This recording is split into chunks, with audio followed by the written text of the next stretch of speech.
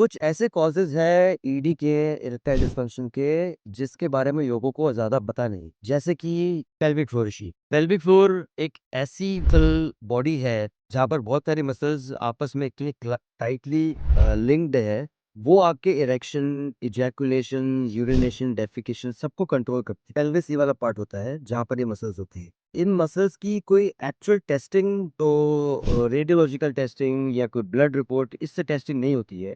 ये physically test करनी पड़ती है कि इन मसल्स में कुछ प्रॉब्लम है या नहीं है।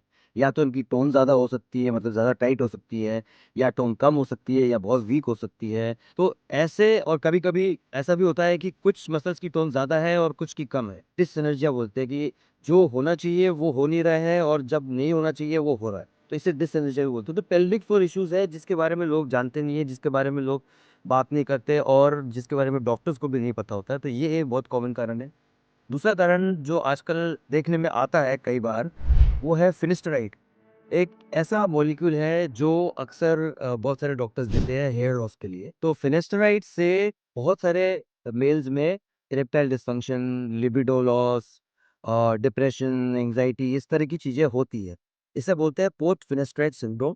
इसकी इनफैक्ट एक सोसाइटी भी है, पोस्ट फिनेस्ट्राइड सिंड्रोम सोसाइटी, जो ऑल ओवर द वर्ल्ड के केसेस का डेटा इकट्ठा करती है और उनके बारे में रिसर्च करती है और वो बताती है कि क्या ये मॉलिक्यूल कितना सेफ है, क्या करना चाहिए इसकी जो प्रॉब्लम्स होती है उसको टैकल करने के लिए।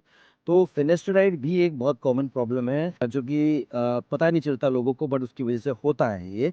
तीसरा जो हो सकता है वो आपके पर्सनल इंटरपर्सनल इश्यूज़। अगर आप किसी भी तरीके से आप आपके पार्टनर के साथ एंगेज नहीं कर पा रहे हो, आपके इरेक्शंस नहीं आ रहे हैं, लिबिडो कम है, आप पहली चीज़ क्या करोगे? आप आपकी स्मोकिंग छोड़ दोगे, आप आपका अल्कोहल बंद कर दोगे, आप आपका जो भी हैबिट्स है वो सुधारोगे। आप फिर अपनी लाइफ़स्टाइल को चेंज करोगे, गूगल पे जाके कुछ होम रेमेडीज़ देखोगे, गार्लिक और आलमंड्स और इस तरह की चीज़ें करोगे।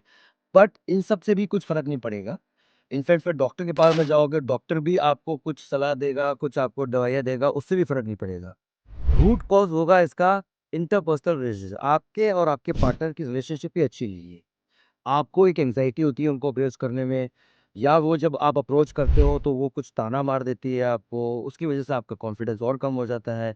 तो ये भी एक बहुत कॉमन रीज़न है बट इसके बारे में कुछ ज़्यादा बात नहीं करता। तो ये 3 चीज़ें जो है ये आपको ध्यान में रखनी चाहिए जभी भी आपको इस तरह की प्रॉब्लम हो तो।